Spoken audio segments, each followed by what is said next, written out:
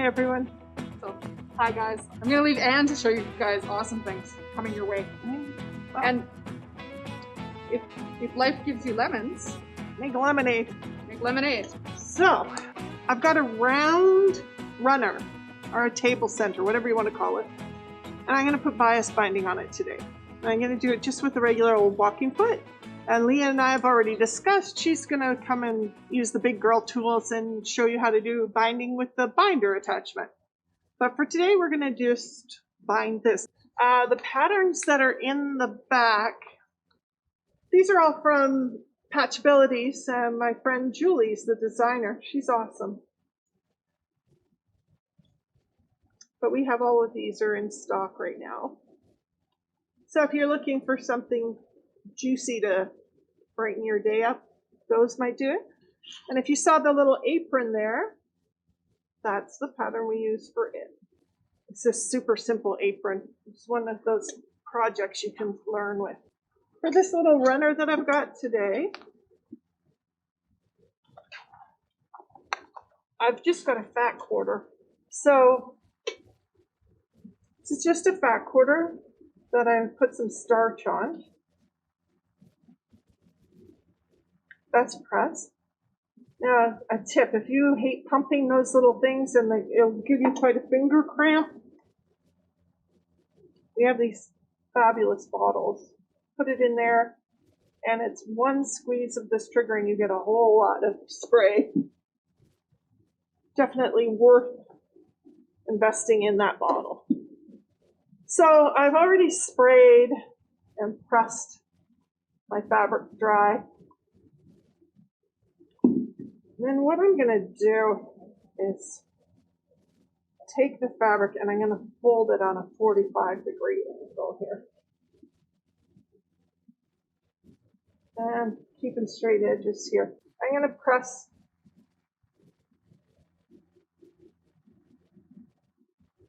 that bias line. Bias is essentially 45 degrees. We've got the length grain, the width grain, and then the 45. So I've just put a bit of a crease in there.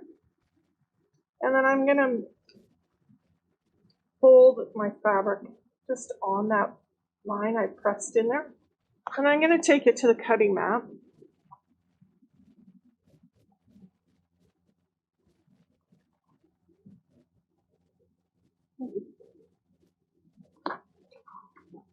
So, cutting mats, just folded that on the 145 that I pressed in so it was a bit flatter.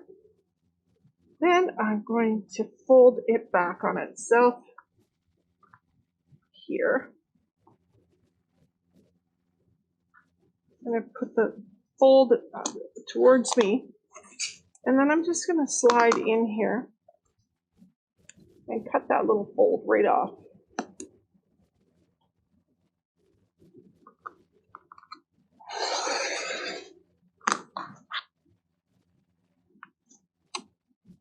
Then I'm going to very carefully spin that around. Keep the cut edge together. And then my favorite size binding is 2.5 inches, 2.5 inches, 2.5 inches. It doesn't matter what I'm making. I think I'm going to need a couple cuts to get around that runner.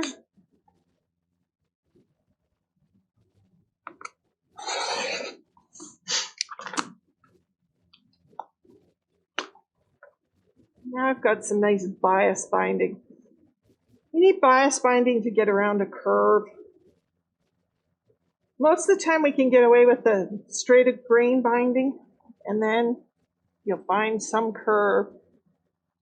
So the lemon runner I'm working on today, you're getting a sneak peek of one of my upcoming classes.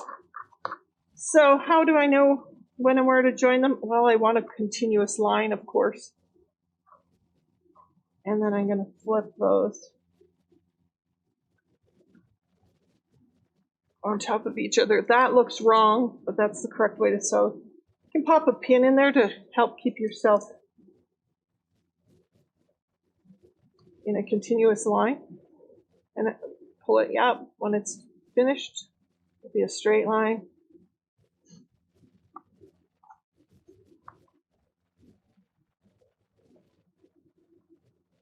Keep my pieces lined up here. I like to use these ones. Now this could cause me some grief here, but what I'm actually going to do is push that right out there. Where I'm actually going to sew is from where they intersect here to where they intersect here. And I have my last tail, and I'm going to marry this together. So you offset them a little bit. As you can see, you don't want to match tip to tip here, because it won't sew well. You can see I'm not quite there. Center it, slide it, and you're going to stitch it from where they intersect. Now, if you get a really weird end like this, and you're not sure what to do with that, this is where the numbers on your mat are your friend, or pardon me, on your ruler. So you see there's the diagonal line in there for 45. I get this piece where I want to cut it into a 45. Let's line up on the straight edge, and then we're going to take and give that a 45. Which will be a much simpler edge to work with.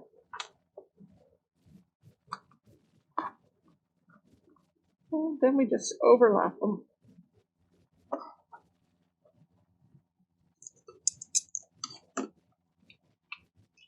And essentially, the way that this is overlapping will be a larger 1/4 inch seam allowance. We're going to sew from here to here.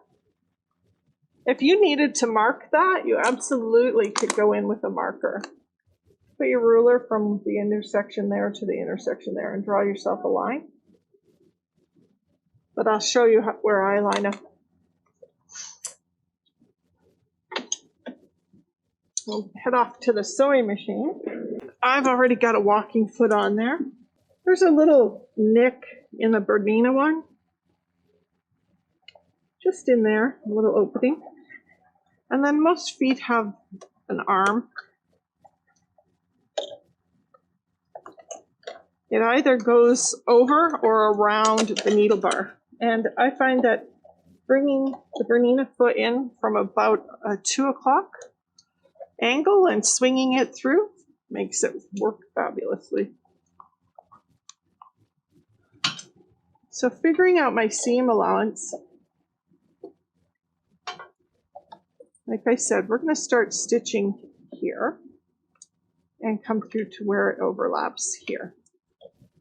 So all I need to do really there is to put that point where the needle is going to land. And that tells me what my seam allowance is going to look like. It doesn't really matter to me what the size of it is. Just follow that line.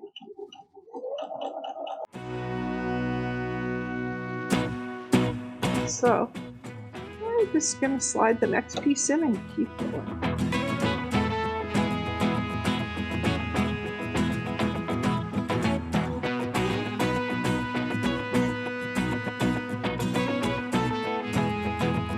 So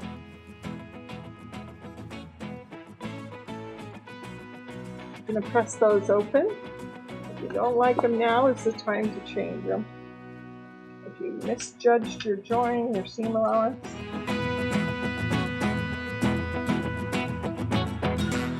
I'm not going to keep that great big chunk of fabric there. I'm going to just reach in here and I'll trim it down to about a 1/4 inch, roughly. Pretty close is pretty good.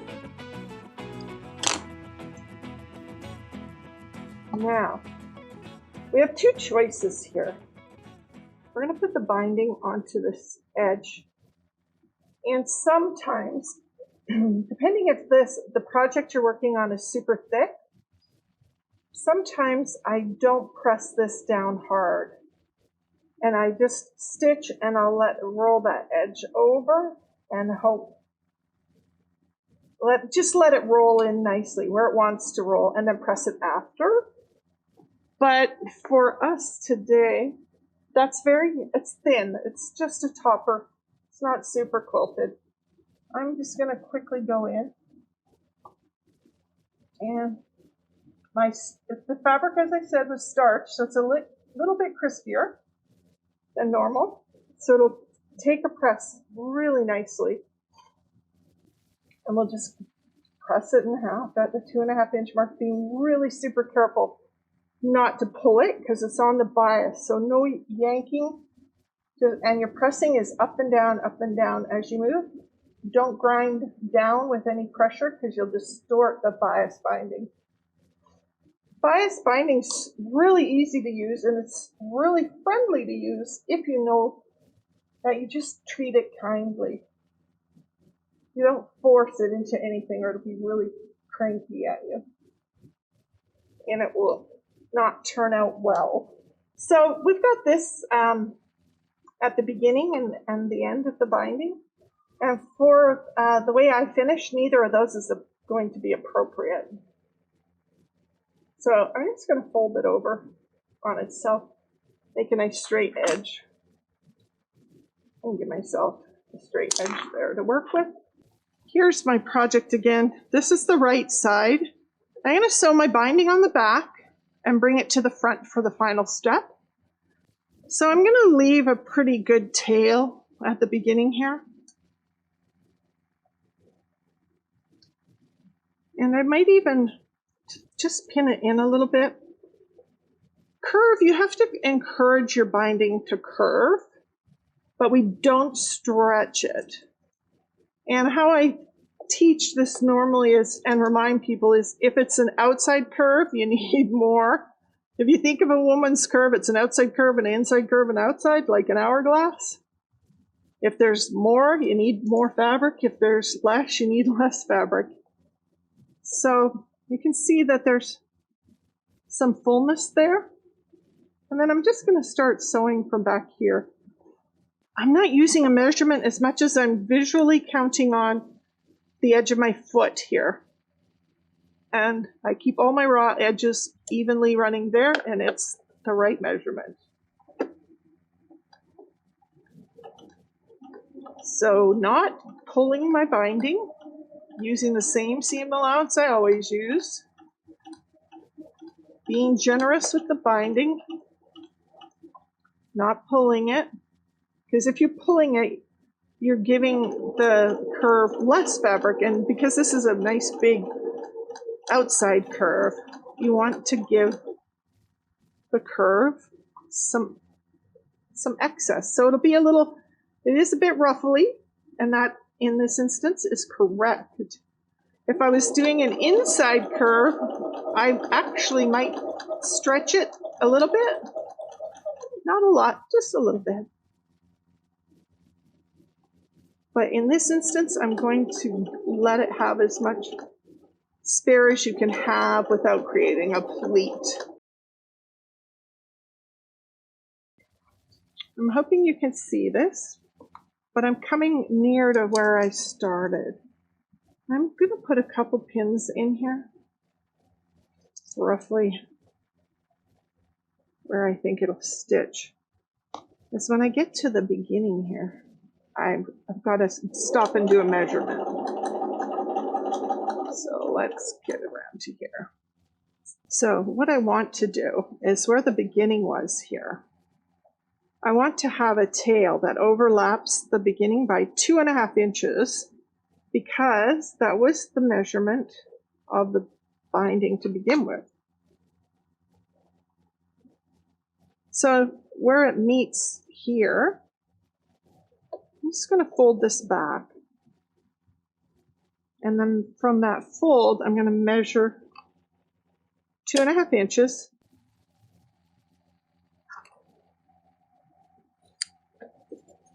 All right, so coming up here, I need some room. So this is what people don't like to do, which is take it out of the machine. I have to join those two tails, of course. And I like to face them always this way away from me. And keep them flat on the table the way that they're going to attach to the runner. And then I'm going to open up and lift that one. Then I'm going to open up and lay this one on top. So it's the same awkward looking angle that they were earlier, but with the straight edges here. And so we're just going to line them up. I'll pin them and I'll show you how I pin them. Nothing fancy.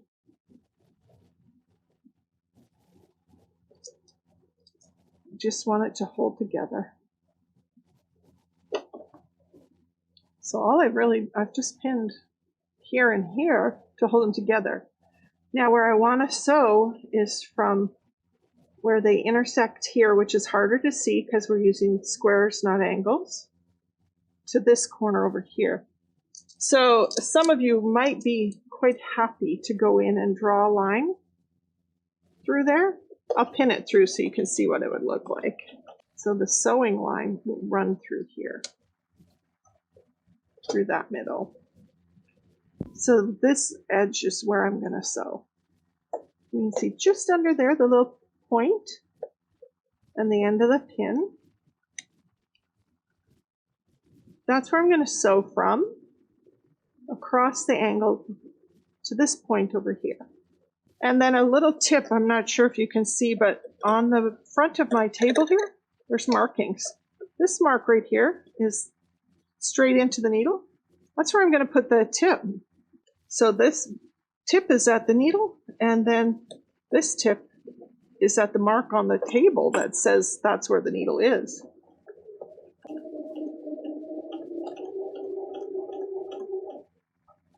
Take your pins out as you go if you've pinned it. If you've marked it, you're following the line you drew.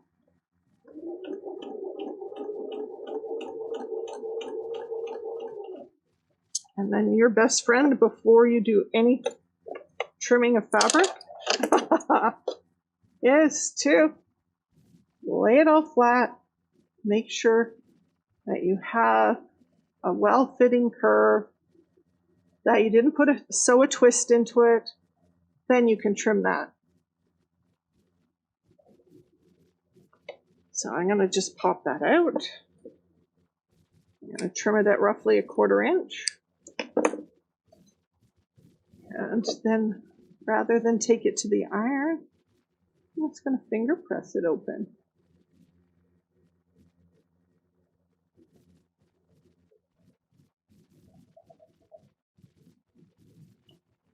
And we'll fold that in half.